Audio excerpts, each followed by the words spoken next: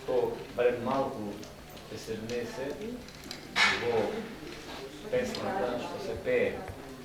Па дури и да не ги знае зборовите од песната во смисла бидејќи се пеат овие песни претежно на старомакедонски или црковнословенски јазик, не може срцето да не затрепе. Тоа мислам дека не е само кај вас нешто ви изверате песните, прекрасните гласови, и мажки, и женски, туку и на сите присутни овде ќе ги слушнат на овие песни. Но, откако ќе се сознае дури и содржината на секој збор од песните, двојно и повеќе се зголемуваат чувствата на она што е отпеано, зашто тогаш целосно се однесуваме ние со духот.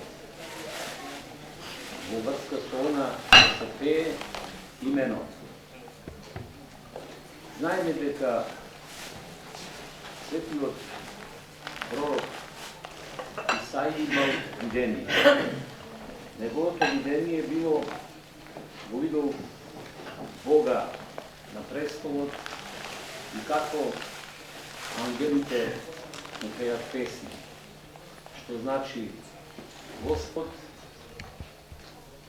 е обкружен со ангели кои се од него создадени, херувими и серафими и други ангели, и тие пеат прекрасни песни, тоа се ангелски хорови, а овие се подобни на ангелските хорови. Земните хорови што ги пеат тие небесни црковни песни.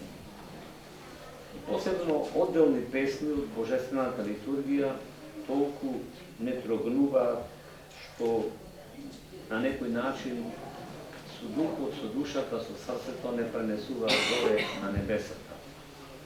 Посебно кога се пее песната Иже херувими тајно образуище, која ја слушнавме сега, што значи само првите зборови од оваа песна ќе ги преведеме. Ние херувимите тајно ги преобразуваме. Што значи онака како што херувимите вистински пеат на небесата, вие кога пеете или ние кога пееме, кога ја пееме оваа песна, тајно ние ги изобразуваме и ние на некој начин стануваме слични на нив, на херувимите, на ангелите кои ја пеат оваа три света песна на Бога Троичниот, на Отецот и Синот и Светиот Дух. Па таму меѓу другото се вели секое ниње житејско е отложимо.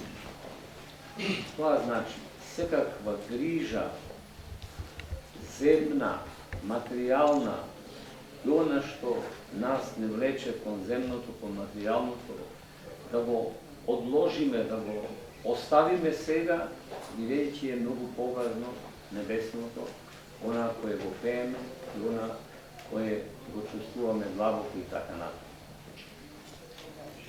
Сега би сакал збор да кажам и за денешниот славеник, светиот великомаченик Георги Победоносец, бидејќи исто и овој свет човек, на кого му е посветен овој свет храм, е светител на нашата света православна црква, кој живеел во втората половина од третиот век и на почетокот од четвртиот век, односно за Христа пострадал во 303 година по Христовото раѓање.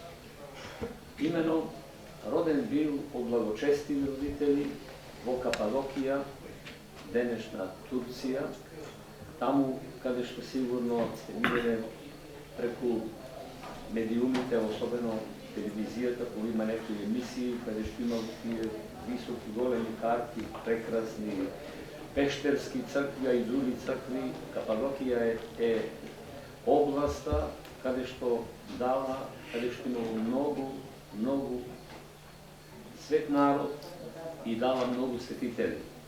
Оттаму е и свети Василий Велики, кој бил архиепископ на Кесарија Кападокиска, неговите браќа, светителите други така натаму. Но смртта на неговиот татко кој постргал заради Христа, нашиот Бог и Спасител, мајката негова, со него заедно заминале во Палестина и таму го продолжиле животот, а тој бил во Христос, нашиот Бог и Спасител, Синот Божи.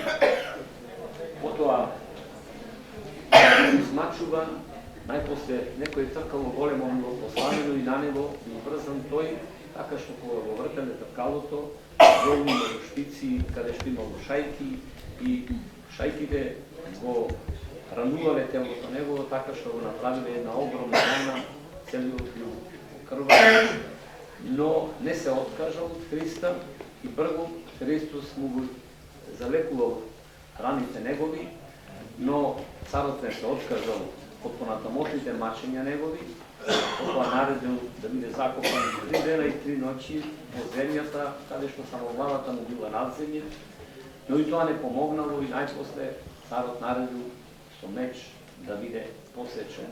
Така го завршил својот живот во 20 годишна возраст за Христа нашиот Бог и Спасител.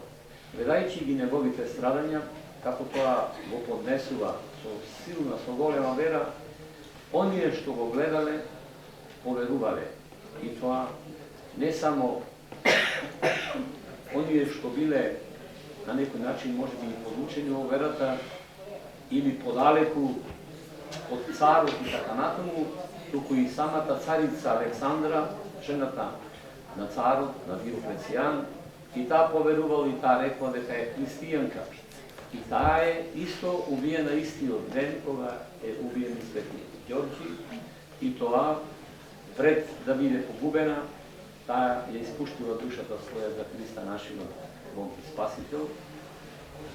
Тоа се во житието се вели дека уште неколкумина погинале тамошниот жрец што бил на тогашната многобожечка религија Атанаси, и тој поверувал и тој бил убиен.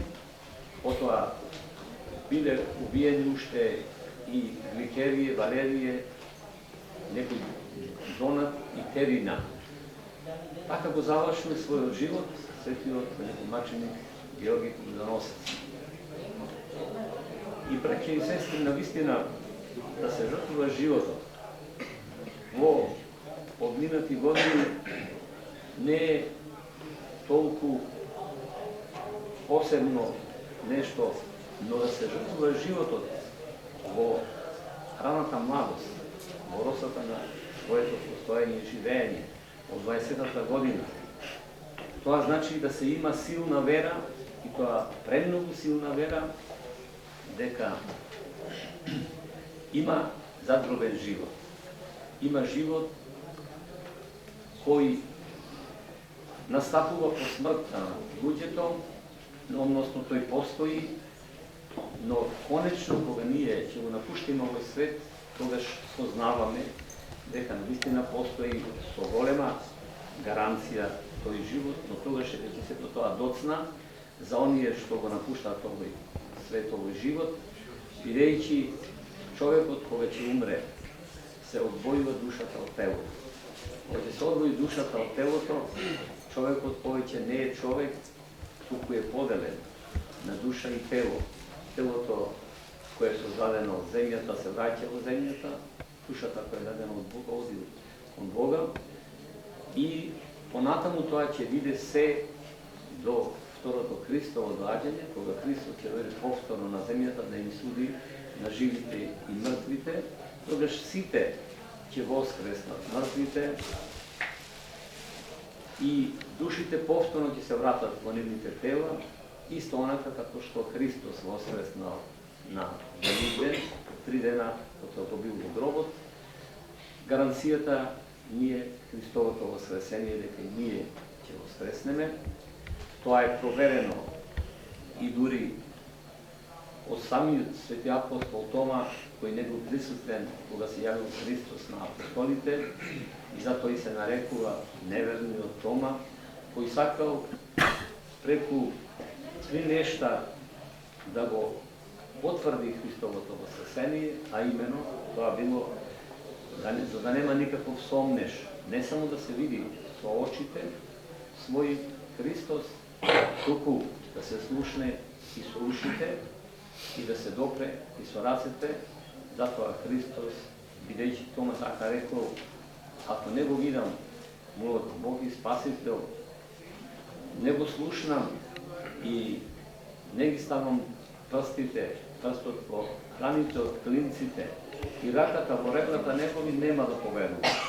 Затоа Христос, кога влегол низ затворената врата, бидејќи телото Христово е продуховено, и такви ќе видат сите тела по воскресението продуховени, за кои нема да важи законот на непробойноста, така влегол Христос низ затворената врата и му рекол Тома, дојди, стави го прстот во раните од клинците и раката во ребрата мои, и повеќе не биде неверен, туку верен, на што, откако тоа го направил Тома, се уверил и рекол Христос мој, Бог и Бог мој.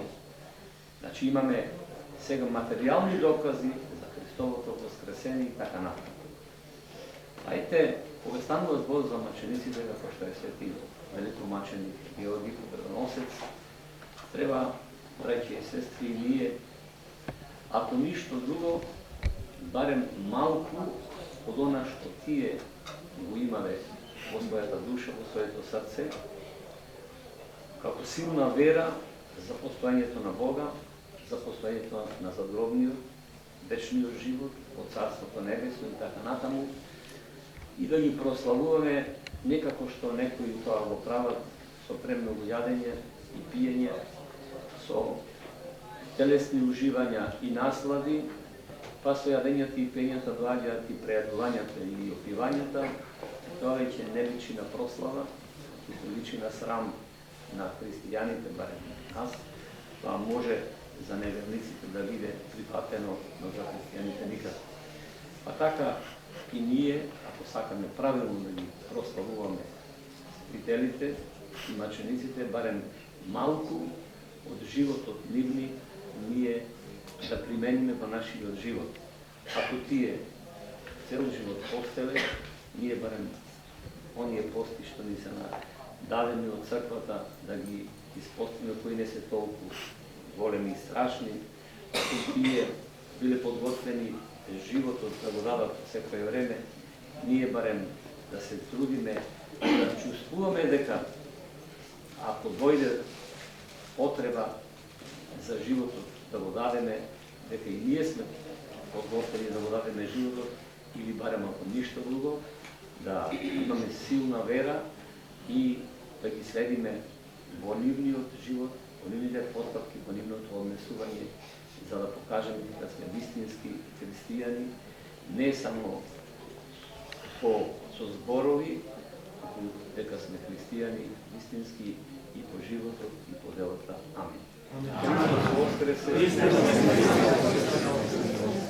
Нека е честит празникот и за новогоден. Значи се научувавме на убавите песни. Благодарим.